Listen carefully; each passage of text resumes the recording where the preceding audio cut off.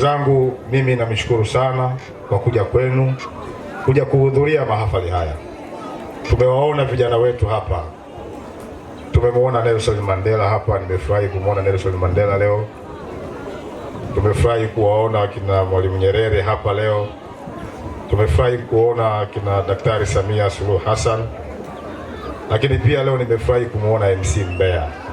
Kwa yote hayo leo tumefurahi kuyaona hapa leo. Hongereni sana, hongereni sana. Makofi na bigeta Badare. Asante sana. Ndugu zangu, maneno yangu machache ambayo nataka kuzungumza. Niliposikiliza risala ya watoto wetu wale wa pre-2, sijui mnaita pre-2 wale. Kuna maneno walikuwa wanazungumza lakini mengi ilikuwa ni ya Kiingereza. Maneno yale, ndugu zangu, ndiyo yamenifanya leo hii nisimame mbele yenu kuzungumza hayo ninayotaka kuyazungumza. Kusanyiko hili ambalo tuko hapa, ndugu zangu, limebeba watu wa aina mbalimbali, limebeba makabila mbalimbali, limebeba watu wenye utashi mbalimbali. Hapa tuliposimama hapa, ukitafuta wa Makonde unawaona hapa. Hapa tuliposimama, ukitafuta Wazigua unawakuta hapa. Hapa tuliposimama, ukitafuta Wachaga na Wapare unawaona hapa. Hapa tuliposimama, ukitafuta Wasukuma na Wabembe, Wanyakyusa na Wapogoro na Wanyamwezi unawaona hapa. Lakini tumekusanyika kwa pamoja huku tukifurahia kumaliza kwa vijana wetu, tukiwa na amani, upendo na mshikamano, ndugu zangu. Na kilichofanya tukusanyike hapa ni kwa sababu ya amani ya nchi yetu ambayo tuko nayo. Jambo pekee ambalo natamani kulieleza kwenu, ndugu zangu, ni kuendelea kuilinda amani ya nchi yetu, kuendelea kuiombea serikali kwa yale ambayo yanafanya. Kila ambalo tunahitaji kuliona linafanikiwa lina utaratibu wake. Sisi tungekuwa hatuna amani hapa, tungekosa amani kwenye mji huu, nadhani ingekuwa ni vigumu sana kufanya masherehe kama haya ambayo tunayafanya leo hii. Kwa hiyo nitoe wito kwenu, ndugu zangu wananchi, kama kiongozi wenu, kama mgeni rasmi katika nafasi hii, kwamba twendeni tukaidumisha amani. Mahala popote amani inapotakiwa kuwepo, twendeni tuidumishe, kwa sababu pasipo misingi ya amani hatuwezi kufurahia na vijana wetu kama leo hii tunavyofurahia hapa tulipo katika viwanja hivi vya Lilaki. Amani inaletwa na mimi na wewe. Tuendelee tukawafundisha watoto wetu uzalendo, na nimeona hapa vijana wanafundishwa ngoma za Mdumange. Nimeona vijana hapa wanafundishwa namna viongozi wao waliopita wakoje. Haya ndio ambayo tunatamani kuyaona, ili vijana hawa na wao waje kufurahia matunda ya amani ya nchi yetu. Hatuna taifa jingine, ndugu zangu. Taifa letu ni hili hili Tanzania. Tutakapoliharibu taifa hili, hatuna pa kwenda. Mimi na wewe na vizazi vyetu vitaendelea kupata tabu ndani ya mipaka yetu ya nchi.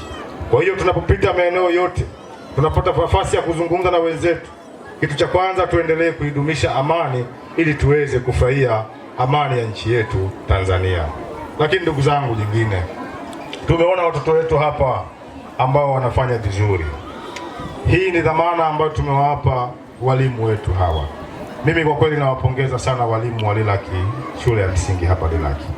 Hongereni sana, hongereni sana. Malezi mnaowapa watoto hawa ni malezi makubwa sana. Mimi ukinipa mtoto nimfundishe hata kwa masaa mawili, naweza nikafungwa, ndugu zangu, kwa namna ya watoto wanavyosumbua. Feruzi anafahamu nikizungumza kitu hiki, kwa sababu watoto hawa wakati mwingine wakiwa likizo tu majumbani mwetu tunaona kero ambayo tunaipata. Lakini fikiria, unamwacha mtoto wako saa 12 asubuhi, unampelekea mtu mwingine, anashinda naye kuanzia saa 12 asubuhi mpaka saa 10 jioni, anakurudishia mwanao, na wakati amerudi mwanao amechoka, anakula, analala. Adha yote ya kutwa nzima anaachiwa mwalimu. Kwa katika hili tuna kila sababu ya kuwapongeza mwalimu na uzalendo waliokuwa nao katika kudumisha vizazi vyetu kwa maslahi ya taifa letu huko mbeleni. Ndugu zangu, nimesikiliza risala zote. Najaribu kuongea kwa ufupi kwa sababu ya kuokoa muda. Nimesikiliza risala zote 3 ambazo nimekabidhiwa, lakini changamoto kubwa ambayo imetajwa kwenye risala hile ni uchakavu wa barabara inayokuja hapa Lilaki. Mimi kama mwenyekiti wa halmashauri, kama diwani wa kata hii, sitaki kujisifu. Tumeanza kufanya maboresho ya barabara zetu, nadhani nyinyi wengine mmeona. Tumeanza kutoka kule Uzunguni, barabara imeshasogea kuja katikati ya mji wetu, na mengine yatafanyika. Na hili ambalo mmenipa hapa, mkurugenzi ni shahidi, nilipiga simu nikiwa hapa kwa mkurugenzi, kwa meneja wa TARURA, na meneja wa TARURA amekubalia ombi letu la kwenda kuburuza barabara ya kutoka kwenye kibara cha Lilaki. Makofi na vigegele tafadhali. Kuja hapa Lilaki. Yes. Naamini wiki ijayo mapema iwezekanavyo watafanya hivyo kwa heshima ambayo mmenipa. Makofi na vigelegele ya Lilaki bwana. Asante. Lakini pia nimesikiliza hapa hotuba zenu. Mmeipongeza serikali ya Jamhuri ya Muungano wa Tanzania iliyo chini ya Daktari Samia Suluhu Hassan. Kitu kilichofanyika hapa Lilaki ni uwekezaji. Na serikali hii inatoa nafasi kwa wawekezaji wengi kuja kwenye maeneo yetu. Ni kwa sababu sera na miongozo na taratibu za Jamhuri ya Muungano wa Tanzania zinaruhusu kufanya hivyo. Wetu muendelee kumwombea rais wetu wa Jamhuri ya Muungano wa Tanzania aendelee kuweka usawa na usawazo. Wawekezaji wengi waje kwenye maeneo yetu waweze kuwekeza ili sisi tuweze kupata manufaa na uwekezaji huo. Na ndugu yangu mkurugenzi Kahindi, nikuombe tu ndugu yangu, Mungu akubariki sana. Ungeweza wazo hili kulipeleka maeneo yoyote kwenye nchi hii. Aidha ungelipeleka Mtonga, aidha ungelipeleka Makuyuni, au ungepeleka Tanga mjini. Lakini ukasema hapana, ngoja niweke kituo hichi kwa ndugu zangu wa Kilole. Maana kuwepo kwa kituo hiki kinaendelea kuifanya Kilole kuonekana sehemu ya wastaarabu na sehemu ambayo kuna fursa za uwekezaji. Kwa hiyo mimi kama diwani wa kata hii niwaombe wananchi wa Kilole tuendelee kutoa ushirikiano mkubwa sana kwa taasisi hii. Na bahati nzuri nafuatilia sana mwenyekiti wetu wa serikali ya mtaa, mzee wangu Abdalla Mgaza, amekuwa anatoa ushirikiano mkubwa sana kwenye kituo hiki. Pindi pale mnapomhitaji huwa anafika kwa wakati, na yale ya kwenu huwa ananiletea kuweza kutafuta majawabu. Kwa hiyo tutaendelea kukuunga mkono kakaangu Kahindi, ili utoke hapo ulipopafanya, ikiwezekana hata kama zile fikira zako za kuweka sekondari usizifikirie kwenda kuweka sehemu nyingine. Bado Kilole tuna maeneo ya uwekezaji, tunahitaji majengo kama haya kwa sababu haya hami yanaendelea kuboresha na kuonyesha mji wetu kwamba na wao ni wenye kupendeza. La mwisho ndugu zangu, nimeombe sana ndugu zangu, na nimeomba sana. Niliyazungumza katikati ya hotuba, lakini naomba nimalizie. Tuendelee kumwombea Daktari Samia Suluhu Hassan. Sisi watu wa Kilole tuna mengi ya kuja kujivunia hapo mbeleni. Tunajua kuna mengi mnayatarajia watu wa Kilole kuyaona, na hivi tunavyozungumza hapa, shule hii Kahindi iko mbali na huduma za kiafya.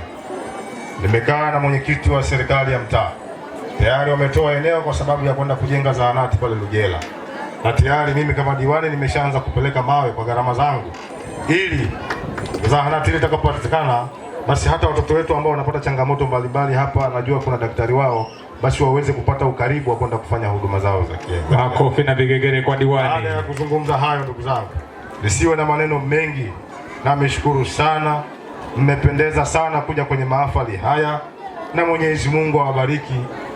Mwakani tufanye vizuri zaidi ya haya ambayo tumefanya leo hii. Na kuna muda nilipokaa na mwenyekiti wangu pale, alikuwa ananong'oneza, anasema anatamani angekuwa mtoto na yeye aje kusoma Lilaki, lakini tayari umri ushafika miaka 55, hawezi tena ndugu zangu. Makofi na vigegele kwake. Lakini pia nimempa challenge mwalimu wangu mkuu wa shule ya kwa Mngumi, kakaangu Feruzi.